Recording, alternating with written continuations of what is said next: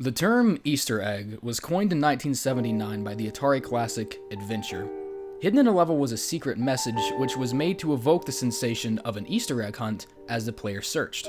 It wasn't too long before other developers started sneaking these into their own games.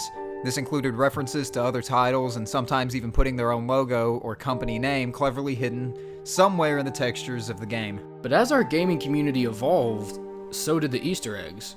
Today, most to all modern Easter eggs are just downright creepy and unnerving. Case in point being the city of Tumbleweed in Red Dead Redemption. When you first tread into this small town, be prepared for a fight, as a gang of outlaws have taken this city under their protection as a hideout.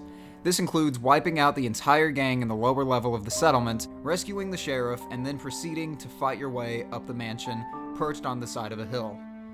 Even in the daytime, it looks creepy enough. If you decide to discover this Easter egg for yourself, when fighting in Tumbleweed, take note of your environment. Take a look at all the details. You will see doors closed, lights off, and hanged dead bodies swinging on the gallows.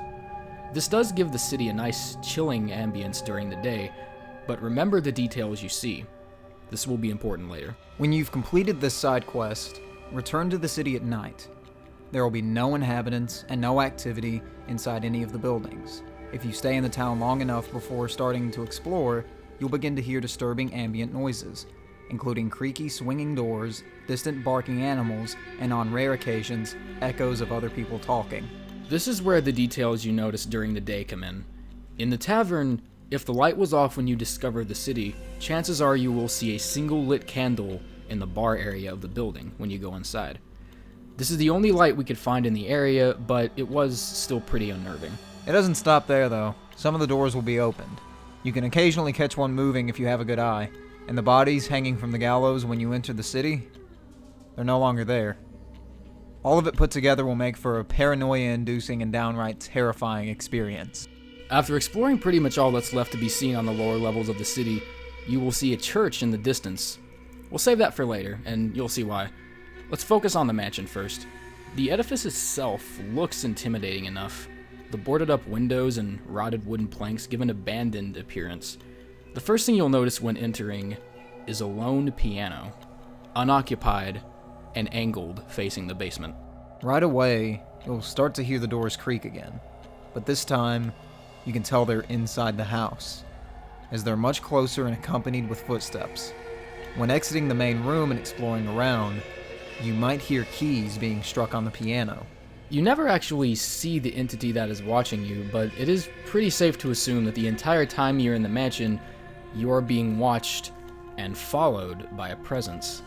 A presence that makes it very clear you are unwelcome in his home.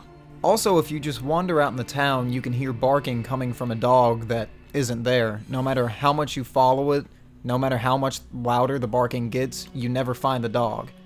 There's a pale, sickened horse that is found randomly stationed at the town with no owner. But going back into the church, however, was when things started to get really out of our comfort zone. Unless you have your lighting turned way up, you will not be able to see this next part easily. But we found a way to where you can. In the church, stand behind the altar. You will see what looks like just scratch marks on the podium. Pause the game and the red tint of the overlay will outline the marks, and you will see a phrase. The devil has got into that beast. Devil? Demonic presence, maybe?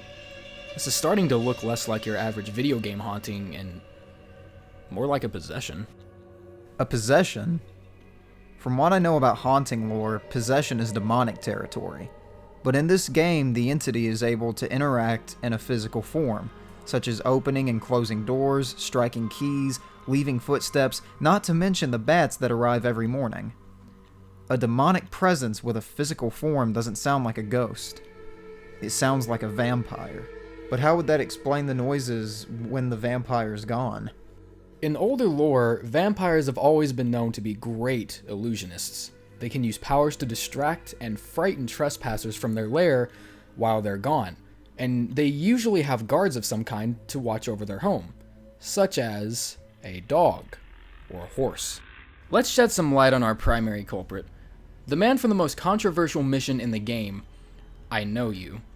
Because of the character's questionable motives and sometimes downright eccentric behavior towards Marston, the people who have seen the vampiric references in Tumbleweed are quick to claim that he is the one roaming the mansion.